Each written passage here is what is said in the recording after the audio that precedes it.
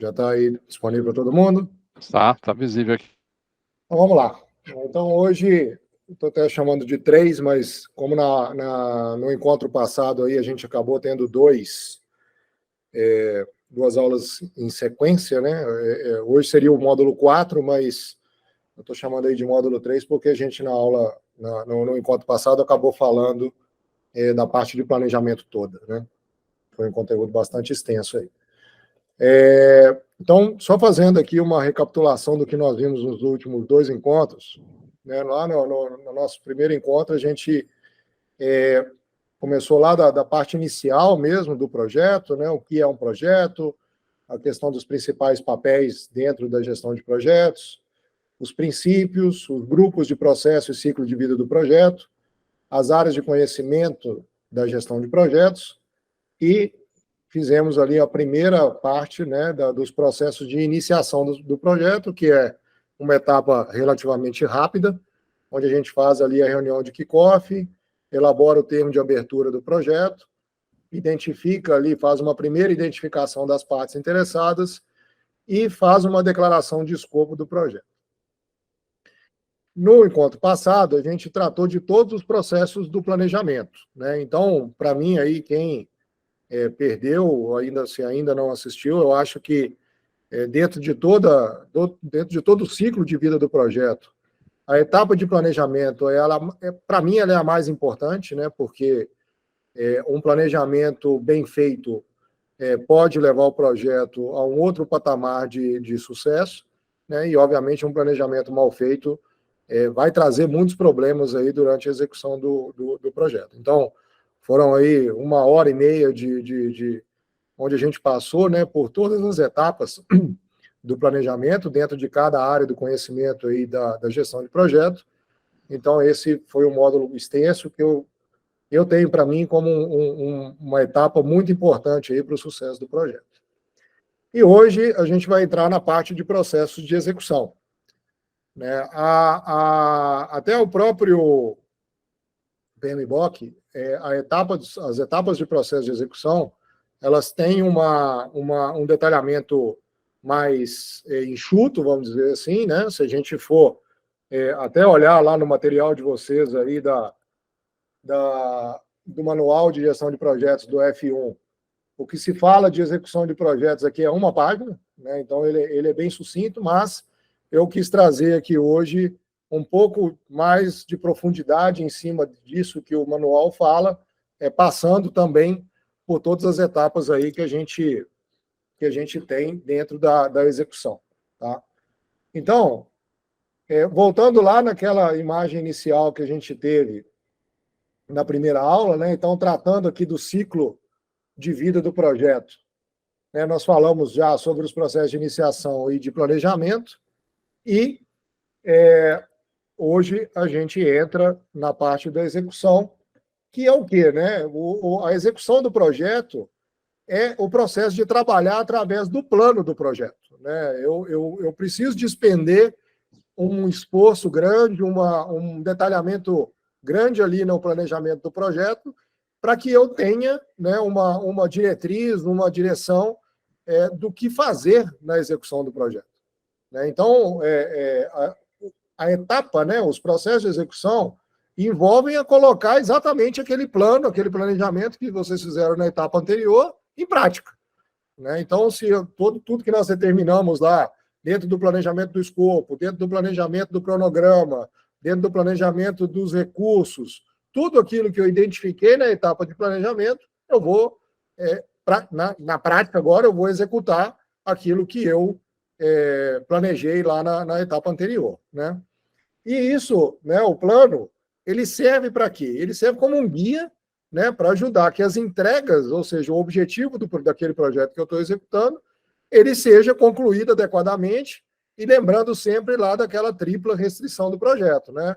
Dentro do prazo e dentro do orçamento, né? Obviamente com qualidade e dentro das premissas que foram colocadas lá no meu termo de abertura do projeto. Então, dentro da fase de execução, a gente trata, né? Eu mostrei essa matriz aqui na aula anterior, Então, ali na etapa de iniciação, né, isso é uma matriz entre fases do projeto e áreas do conhecimento, né? Então, se alguém aí perdeu as duas últimas aulas, eu sugiro, né, voltar e assistir para entender, porque eu entrei um pouco mais de detalhe nisso nas outras aulas. Então, na iniciação, a gente basicamente só trata da área de conhecimento, vamos dizer assim, das partes interessadas. No planejamento, eu trato de todas, né, porque eu preciso planejar o projeto em todas as suas áreas. Agora, na execução, eu vou tratar basicamente de 6 áreas, né, que é a qualidade, os recursos, as comunicações, os riscos, as aquisições e ainda as partes interessadas. Por que eu não trato de escopo na execução? Porque a execução em si é exatamente, né, a colocação em prática daquilo que está descrito lá que eu tenho que fazer. Então, o escopo eu planejo e eu controlo, porque na etapa de execução eu vou exatamente estar executando aquilo que eu me programei para fazer. O cronograma eu planejo e controlo, porque eu tenho que ficar de olho nas datas, se eu não estou atrasado com alguma atividade, se não tem uma atividade precedente que está bloqueando a continuidade do projeto, mas, e os custos também, que é uma fase de planejamento, onde eu vou estimar o orçamento do meu projeto e depois eu vou controlar esse orçamento. Durante a execução, eu vou efetivamente, usando um termo, né, popular, vou gastar o dinheiro que eu previ aqui, mas eu planejo o meu orçamento e eu controlo, e no meio aqui da execução eu vou estar gastando efetivamente o orçamento lá que eu elaborei.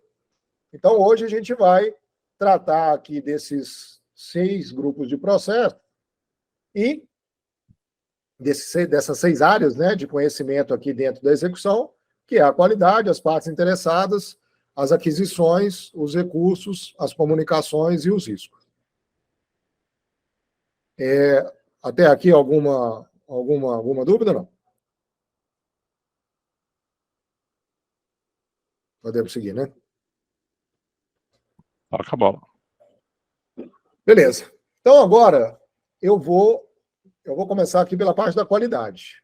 Lá na fase de planejamento, a gente fez um planejamento da qualidade do projeto, que era o quê?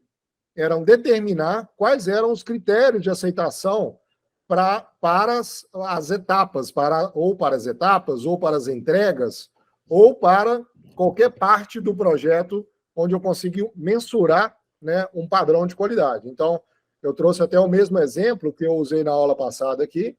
Então, lá no meu planejamento, eu defini um critério de aceitação, né, nesse exemplo aqui, a ausência de bolhas na pintura, que eu ia fazer através de inspeção visual, que era uma responsabilidade pela aprovação desse critério de aceitação do gerente da equipe.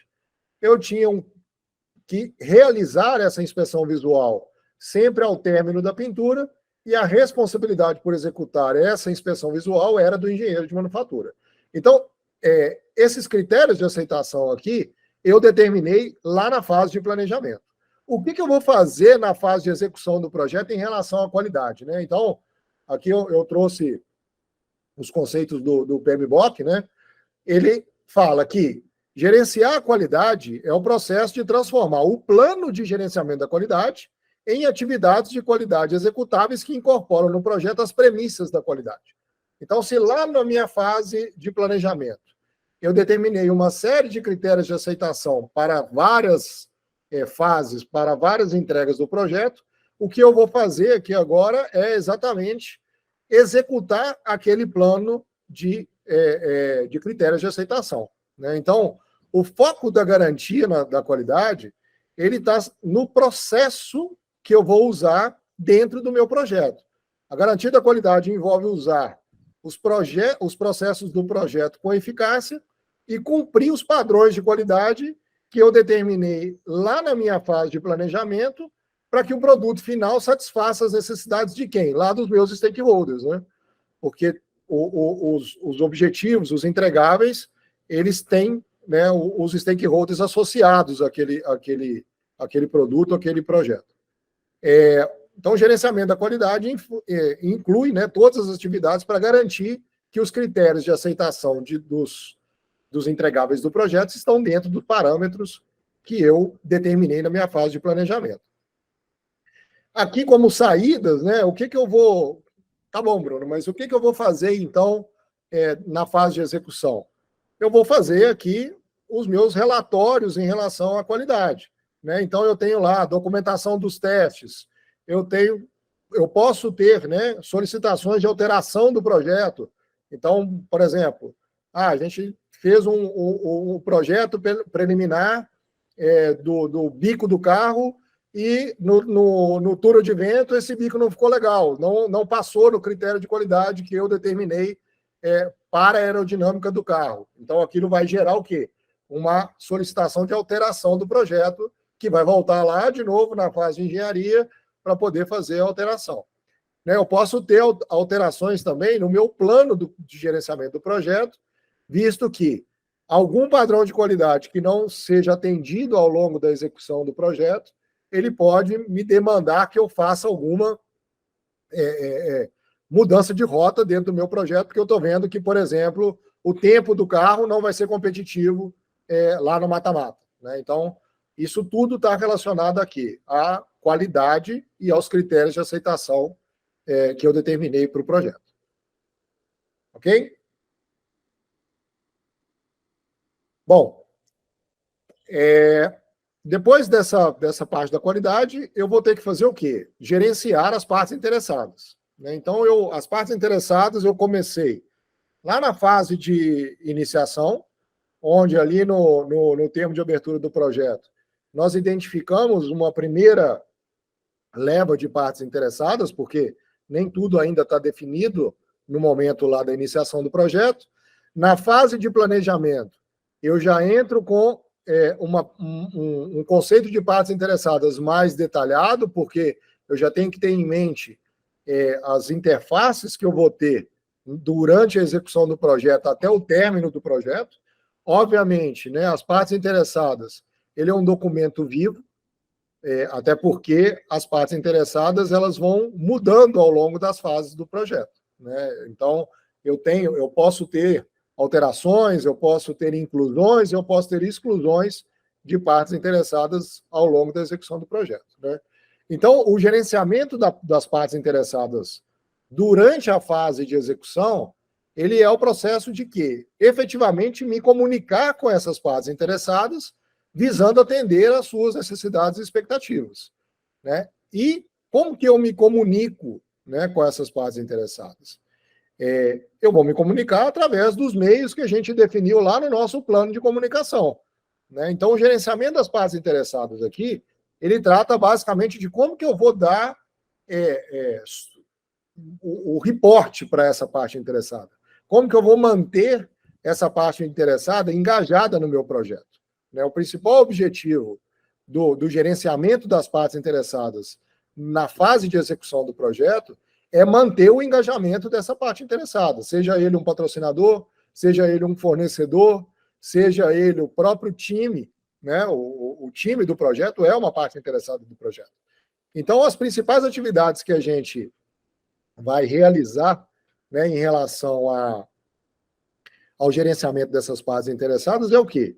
É o engajamento delas, né, nas etapas apropriadas do projeto, para a gente obter, confirmar ou manter o compromisso daquela parte interessada com o êxito do projeto, né? Então, se eu tenho um fornecedor que vai me fornecer a pintura do carrinho, eu tenho que ter o engajamento dessa parte interessada para que ele me entregue a pintura do carrinho com qualidade, dentro dos objetivos que a gente tem para o projeto, né? A gente tem que gerenciar as expectativas das partes interessadas através de negociação e comunicação. Então, gerenciamento de parte interessada e comunicação está intimamente ligado. A gente precisa se comunicar e comunicar efetivamente bem dentro do projeto para que as informações não se percam, para que a gente não tenha, vamos dizer assim, uma perda do foco, uma perda do direcionamento do projeto. A gente precisa abordar qualquer risco ou preocupação potencial relacionada ao gerenciamento das partes interessadas e antecipar questões futuras, ou seja, o gerenciamento das partes interessadas vai alimentar a minha gestão de risco também, porque uma parte interessada aqui que está envolvida no projeto, ela pode me trazer algum risco ou alguma oportunidade também, né?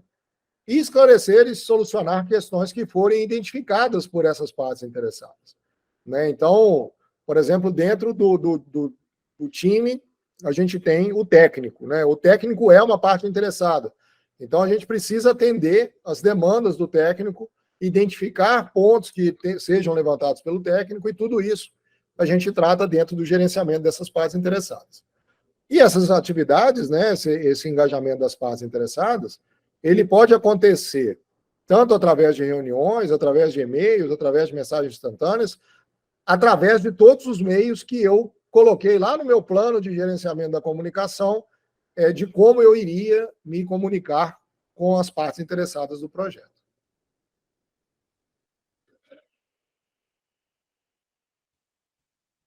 Dúvidas?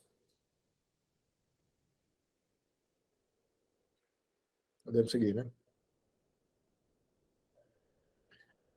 Ok. Depois eu tenho uma outra etapa aqui, que é o quê?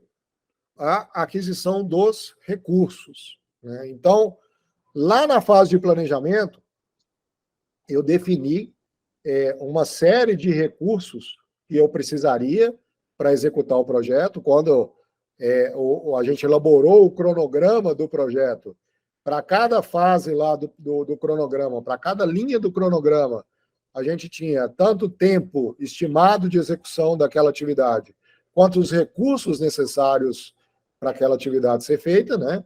Então, nesse momento aqui agora da execução do projeto, o que eu vou fazer? Eu vou tratar de adquirir todos aqueles recursos que eu determinei lá no planejamento do projeto que eram necessários para a gente poder performar, né, o projeto ao longo da sua execução. Então, adquirir os recursos é o processo de obter, seja membros para a equipe, sejam instalações, sejam equipamentos, sejam materiais, suprimentos ou outro recurso qualquer necessário para a gente concluir o trabalho do projeto, né? Ele é um processo de aquisição, esse processo, né, de aquisição dos recursos é um processo que vai acontecer ao longo de todo o projeto, até o encerramento dele, né? Então, lá na fase naquela matriz que eu mostrei, a aquisição é um projeto que vai, uma área de conhecimento, que vai até a conclusão do projeto, né? Ela não termina no monitoramento, porque eu vou estar ali tendo que adquirir recursos durante toda a fase de execução do projeto até o seu encerramento, né? E os recursos necessários para o projeto, eles podem ser tanto internos quanto externos.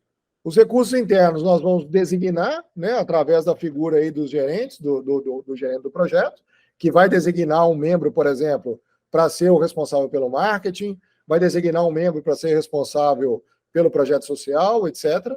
Ou eu posso ter recursos externos, que aí eles vão ser adquiridos, né, no conceito da palavra aí, para o projeto como? Através do processo de aquisições, né? Então, a gente não pode misturar aquisição de recurso com aquisição para o projeto. A aquisição de recursos é trazer os recursos necessários para dentro do projeto, sejam eles internos ou externos. Só que os recursos externos, se eu preciso comprar, por exemplo, a parte da identidade visual da escuderia, eu vou contratar uma empresa que vai desenvolver a identidade visual e depois ela vai efetivamente confeccionar os banners, as camisas, os bonés, sei lá. Essa parte de aquisição, né, esse planejamento lá da aquisição que nós fizemos lá atrás, ele vai ser executado aqui agora na fase de aquisição no processo de aquisição, que ele é diferente do adquirir recursos. Então, aqui o exemplo, né, que a gente tinha dado lá em relação a recursos, eu tenho aqui o bloco do carro, que eu precisaria dele, né, nessa data, e a gente tinha lá colocado que como que eu ia adquirir esse bloco do carro. Eu ia comprar na empresa Blocos SA. Então, eu tenho que prever a aquisição desse recurso e tudo aquilo que eu tenho que comprar fora, eu vou tratar através da parte de aquisições, né? Então, aqui a gente entra na parte de aquisições, que é o quê? Né? Contratar todos os recursos previstos e necessários ao projeto. Tudo aquilo que não é recurso interno do projeto, eu tenho que trabalhar de uma forma diferente, porque eu tenho ali uma terceira parte envolvida. Eu tenho um fornecedor envolvido, né? Então, essa condução das aquisições, ela é feita nesse processo de conduzir as aquisições. O objetivo é gerenciar todo o processo de aquisição de forma a obter fornecedores qualificados para cada necessidade do projeto, bem como garantir que as entregas sejam feitas dentro do prazo, dentro do custo previsto e de acordo com os critérios de aceitação determinados na fase de planejamento. Então, quando eu estou comprando alguma coisa externamente, né, quando aquilo não está sendo executado pelo time do projeto, eu tenho que ter uma preocupação ainda maior com a questão da qualidade, com a questão dos critérios de aceitação, porque isso tem que estar muito claro dentro do processo de aquisição para aquele fornecedor, de quais são os parâmetros que determinam se aquela entrega que ele está fazendo para mim, ela está dentro do que eu espero ou não, né? Então, dentro dessa condução das aquisições, é onde vocês vão listar os fornecedores externos, né, que eu vou efetivamente ter uma relação fora do meu grupo ali do projeto, e quais são os critérios de aceitação, o custo, porque isso tem que estar amarrado, né, ao custo do projeto, e quais são os critérios de qualidade que eu vou colocar para esse fornecedor. É importante que isso, né, nessa condução de tudo aquilo que eu compro fora, seja muito bem documentado junto ao fornecedor, para que a gente não tenha nenhuma, no momento da entrega, eu não tenha nenhuma surpresa com aquilo que o fornecedor está me entregando. Então, é muito importante que tudo que eu contrate fora, eu tenha uma relação contratual, vamos dizer assim, muito mais detalhada, muito mais explícita daquilo que eu espero que aquele fornecedor vai me entregar. Ficou alguma dúvida com relação à questão de recurso e aquisições? De como as duas coisas se relacionam? Só para confirmar, Bruno, as aquisições, então, elas vão ser o processo, né? O recurso vai ser a coisa que a gente vai estar adquirindo efetivamente. Exatamente. Então, aqui, ó, quando a gente vai no recurso, né, por exemplo, esse exemplo aqui que eu coloquei, né, da fase de planejamento. Eu sei que eu preciso de um bloco para usinar o carrinho. Agora, aquele bloco, eu vou comprar ele de alguém, ou né, no caso do bloco, talvez não seja um bom exemplo, porque o bloco, eu vou ter que, alguém vai ter que me fornecer o bloco, né? Agora, a parte dos banners, eu vou desenvolver os banners internamente ou vou contratar uma empresa para poder desenvolver o banner para mim, né? Então, o banner é um recurso que eu preciso para o projeto, porque eu preciso de um banner lá no pitch.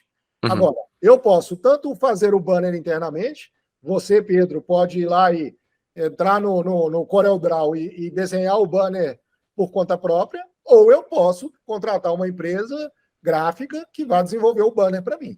Se eu vou contratar o banner de alguém, eu preciso entrar no processo de aquisição.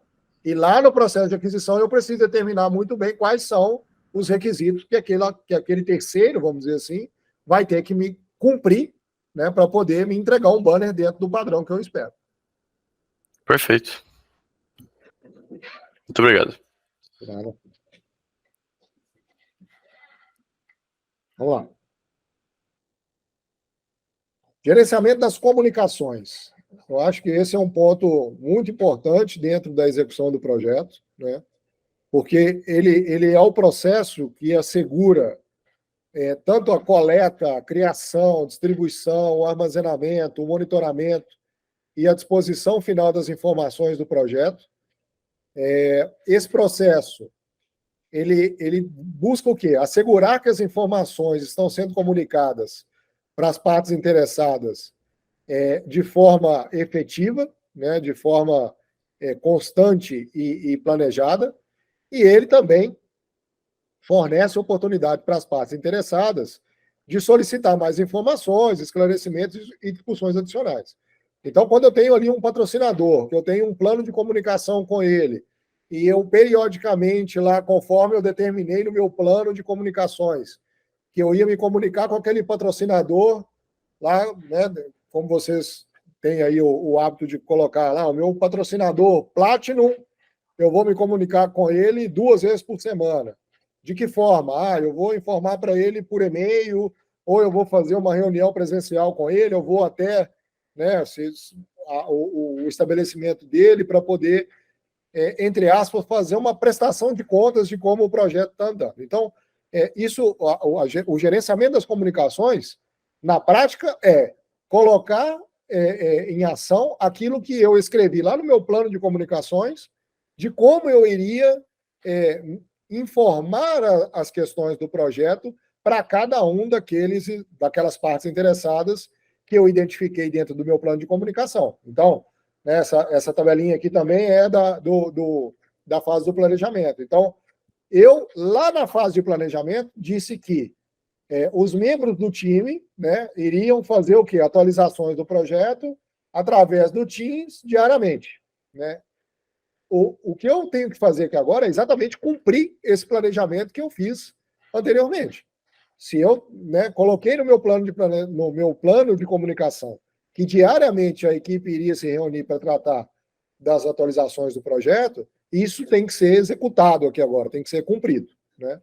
Então, o processo de comunicação, ele, inclusive, ele pode gerar, né, uma necessidade de atualização em várias etapas do projeto, né? Então, quando a gente olha para as áreas do conhecimento do projeto, elas estão todas amarradas entre si. Porque o meu processo de comunicação, eu dei alguns exemplos aqui, né? Quando eu trato, por exemplo, da questão do registro dos riscos. Eu fiz a identificação dos riscos lá no planejamento, agora eu estou monitorando esse risco aqui na fase de execução, mas beleza. Então, ao me comunicar com o fornecedor, por exemplo, ele me informou que pode ocorrer algum atraso na entrega de alguma parte do projeto. Isso era um risco que talvez não tivesse mapeado e que agora eu preciso ir lá e atualizar o meu mapa de risco. Em relação ao registro das partes interessadas, né, eu posso ter ali, por questões pessoais, algum membro do grupo precisará ser substituído no decorrer do projeto. Então, no momento ali da comunicação, olha, né, vou mudar de cidade, vou ter que sair do SESI e eu não vou poder mais participar do projeto. Isso vai gerar o quê? Uma atualização das minhas partes interessadas. Ou mesmo em relação ao cronograma. Durante o contato com o fornecedor de usinagem, para confirmar a data de disponibilidade do CNC, fomos informados que o mesmo encontrava-se em manutenção sem data prevista para término. E eu não tinha mapeado isso lá, o meu cronograma estava considerando que eu teria a usinagem concluída em determinada data, e isso agora não vai ser mais possível, né? Essa ação, inclusive, aqui, geraria até talvez uma outra atualização lá no meu mapeamento de risco. Então, as comunicações, né, é um ponto-chave do projeto. O grupo precisa se comunicar bem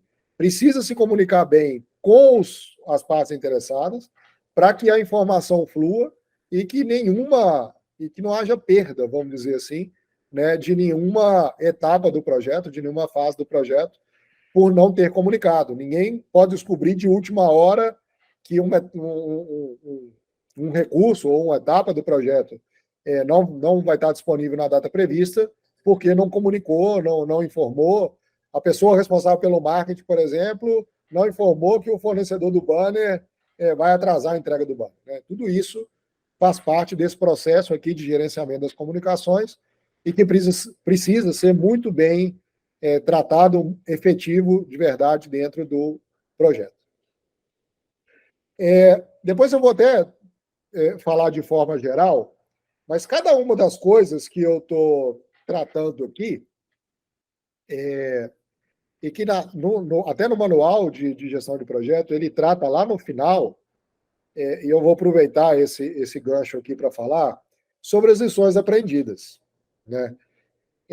As lições aprendidas, apesar de ser um documento que eu elaboro lá na fase de encerramento do projeto, ou seja, eu vou tratar ali tudo aquilo que deu de errado e de certo, né? Porque lição aprendida também não é só coisa ruim, Eu tenho lições aprendidas positivas também.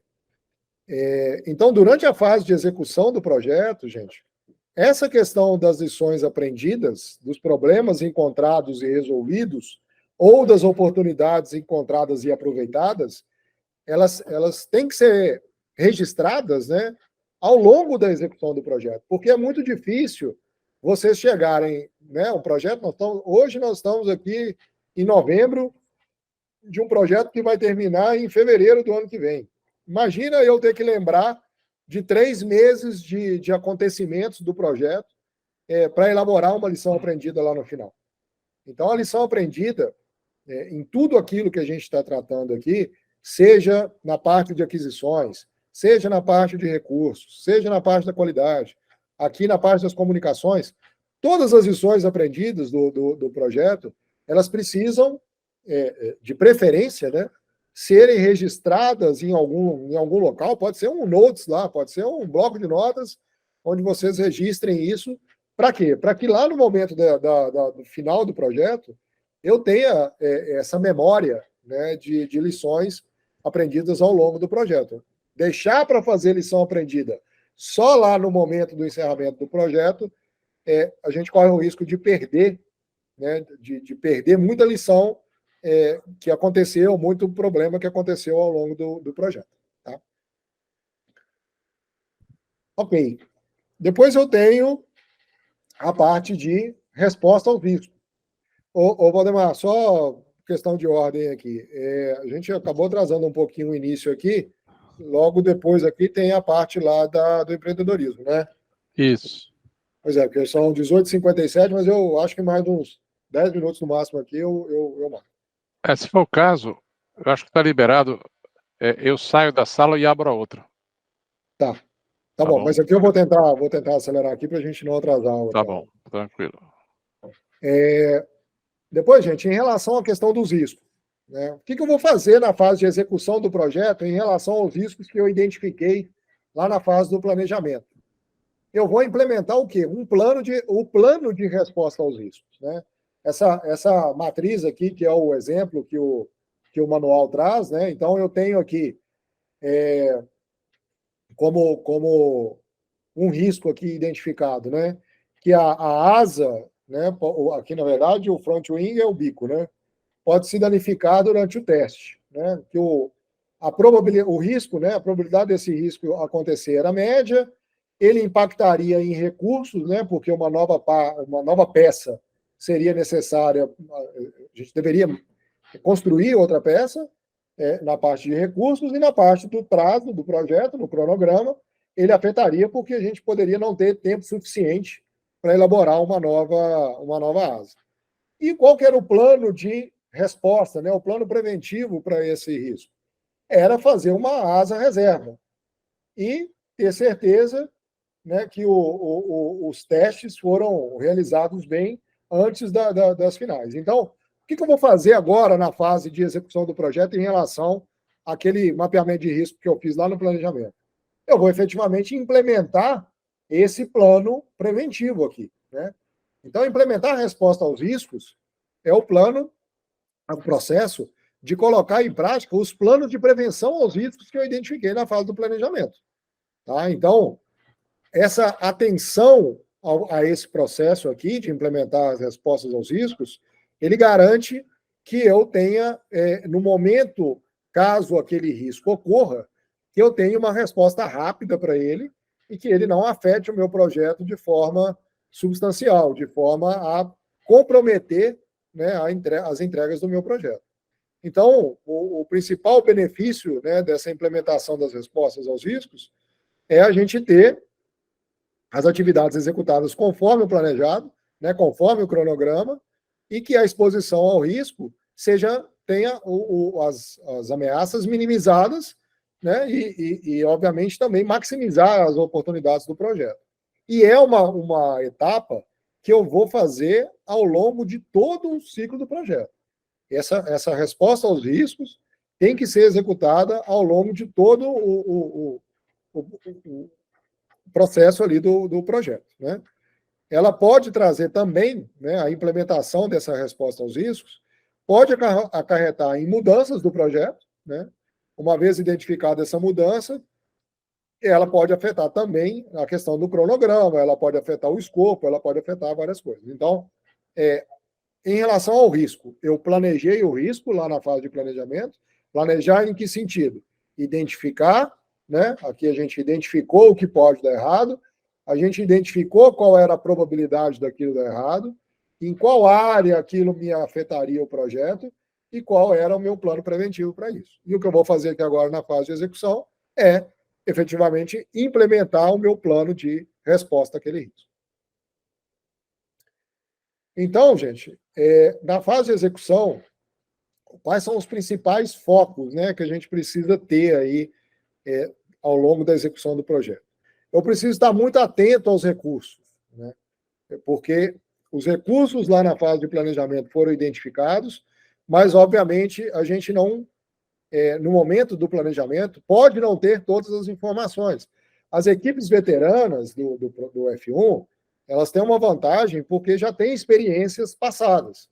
Equipes novas ou que tenham membros 100%, né, novos, elas têm uma certa dificuldade em prever esses recursos, em pensar previamente em qual recurso eu posso precisar lá no momento da execução do projeto. Então, aqui no momento da execução, eu tenho que ficar muito focado na questão de recursos. Tenho que ficar de olho nos riscos, porque o risco identificado lá na fase do planejamento pode acontecer, e se ele acontecer, eu preciso ter aquele plano de resposta imediata para aquele risco.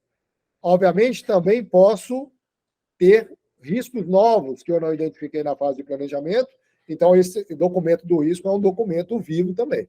A fase de execução, ela retroalimenta o meu mapeamento de risco. Cronograma. Tem que ficar de olho nos milestones do cronograma, porque o cronograma é que vai garantir que eu vou chegar lá na competição, na final nacional, com tudo aquilo que eu precisava, que eu identifiquei que eu precisaria estar pronto lá no momento das entregas. Documentação, gente. Isso é uma coisa que eu sempre falei aí nas avaliações como juiz para vocês, né? Vocês, vários aí que já passaram com avaliação, por avaliações comigo, me ouviram falar isso. Gestão de projeto vale o que está escrito, né? Então é importante. É uma parte chata? Não é uma parte gostosa ficar fazendo documentação de projeto, mas é uma parte necessária, né? Então, tudo aquilo que vocês executarem durante o projeto, tenham documentado, tenham as atas de reunião dos encontros, tenham os status report, né, que nós vamos falar depois do monitoramento, tenham os relatórios de status do projeto arquivados, bonitinho, organizados, né? Muito importante a organização dessa documentação dentro do time de vocês. E, por último, e para mim, um ponto importantíssimo dentro da fase de execução é comunicação. Comunicação, comunicar. Não pode ter informações truncadas dentro da equipe do projeto, não pode ter informação truncada junto às partes interessadas, ou seja, a comunicação é um ponto aí fundamental para que vocês tenham sucesso na execução das atividades, né? Sem comunicação, as atividades param, as atividades têm problema, as atividades podem ter impactos aí que vocês não teriam mapeado.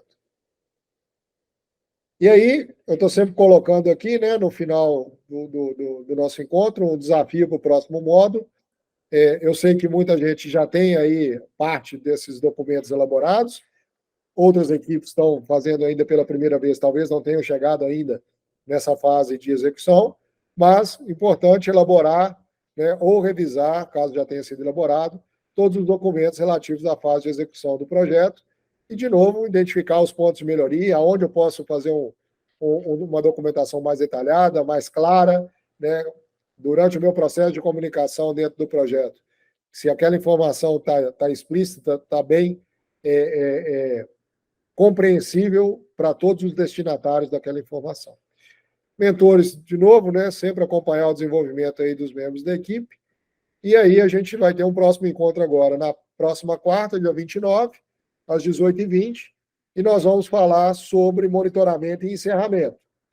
Depois nós teremos um último encontro, no dia 13, onde a gente vai falar exclusivamente sobre portfólio. Então, eu vou passar com vocês os critérios de avaliação do portfólio e vamos tentar dar algumas dicas, obviamente, né? O objetivo não é dar a papinha pronta, mas dar algumas dicas do que é um portfólio nota 10, vamos dizer assim, né? Para a gente encerrar aí essa questão. Então é isso. No próximo encontro, a gente fala sobre monitoramento e encerramento, e depois teremos um segundo encontro, onde a gente vai falar sobre a elaboração do portfólio, as dicas e os critérios de avaliação do portfólio. Ok? Obrigado aí pela presença de todos. Fico aberto aqui se tiver alguma dúvida ainda. Senão, depois o Douglas já saiu também, ou está aí ainda, Douglas?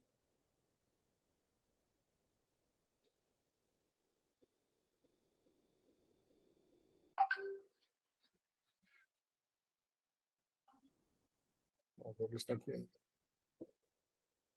É isso, gente. Obrigado e boa noite a todos. Obrigado, Clara. Ana Clara. Ô, Bruno, eu tenho uma dúvida antes de tu sair, só uma questão de estética mesmo, que é uma questão de tamanho da fonte nos portfólios, que é uma coisa que a gente vem variando, pela equipe Alpha, né, vem variando bastante no decorrer das temporadas. Eu queria saber se vocês, no comitê dos juízes, definiram um tamanho mínimo aceitável, se vocês têm um padrão. Não, mas é bom você colocar esse ponto, porque aí eu posso preparar alguma coisa para esse encontro que a gente vai falar do portfólio. A gente, na verdade, não colocou padrão, Pedro, até para não limitar ou para não, né, direcionar as equipes, deixando que as equipes tratem da parte da criação do portfólio de forma mais livre. Uhum. Né? Obviamente, botar lá numa fonte 8 no portfólio, vocês vão matar o juiz, porque a gente está ficando velho. Novo estão vocês, né? E aí a gente vai ter problema para ler o portfólio. Mas, assim, eu acho que, como o portfólio é um A3, né? A gente trabalhar ali com uma fonte 12, 14, talvez seja uma fonte legal que não vai ocupar tanto espaço, né? Mas eu vou colocar isso aqui, deixa eu até anotar isso aqui, que eu vou fazer alguns testes aqui no formato A3, para ver o que fica legal aí como tamanho mínimo. Máximo não tem, mas máximo não é nem interessante, porque senão ele come o espaço que vocês pouco têm, né? Tratando o portfólio como 6 páginas úteis, porque você tem a capa, né? Então, quanto menor, melhor. Mas eu vou colocar isso como aqui, fazer um teste do tamanho de fonte ideal para portfólio impresso. Perfeito. Porque você citou o tamanho de fonte 8, que na verdade é exatamente o tamanho de fonte que a gente usa. 8? 8 é o que a gente está usando. A gente está usando desde o Rio de Janeiro. Tá certo. Não, mas bom. E na versão A3, assim, impresso, não há problema nenhum para ler. Ele realmente fica bom para ler. Daí só no digital vai ter que dar um zoom, né? Isso, exatamente. Mas, assim, né, eu quero tratar nesse encontro também, para a gente falar do portfólio, de algumas coisas essenciais ali do portfólio. Por quê? Com o advento do QR Code, que a gente já vem trabalhando aí pelo menos nas últimas 3 competições, eu me lembro aí que foi no off-season, lá na competição de março em Brasília, e se não me engano, na última do ano passado também. O importante para mim do portfólio é entender como vocês gerenciaram o projeto. Né? Então, assim, muitas vezes você bota lá um caminhão de texto lá que fala um monte de coisa e tal, não sei o quê, mas tudo aquilo está escrito lá no documento que você colocou no QR Code. Né? Então, eu vou tentar dar um direcionamento para vocês também de que tipo de informação é importante estar ali no portfólio para o juiz entender como foi feito o gerenciamento do projeto. E não só de botar lá o copy-paste lá, faz que é aquela história. se você fazer um recorte de um documento, colocar lá no portfólio, por exemplo, que não dá para ler nada, é só para ocupar espaço. É verdade. Né? Então, eu vou lá e faço assim, a declaração de escopo, eu vou lá e dou um recorte no A4 da declaração de escopo e coloco ele num tamanho de 5 centímetros dentro da folha do portfólio. Não dá para ler nada. Né? Não tem nada para ler ali. Né? Então, assim, o que eu gostaria de ver nos portfólios é efetivamente a gestão do projeto. Né? Sim, porque documento por documento, vocês já estão, né, fazendo aí por prática de criar lá as pastas no Google Drive, coloca os documentos, né, em Word, em PDF, o que seja, em Excel, em Project, e que coloca lá o QR Code e aquilo ali a gente consegue acessar e ver que efetivamente foi trabalhado. Agora, mas eu vou tratar isso aí no nosso encontro sobre o portfólio, pode deixar. Beleza, tranquilo. Mas da minha parte é só isso. Muito obrigado mesmo, tá? Valeu. Tchau, tchau. Falou, gente.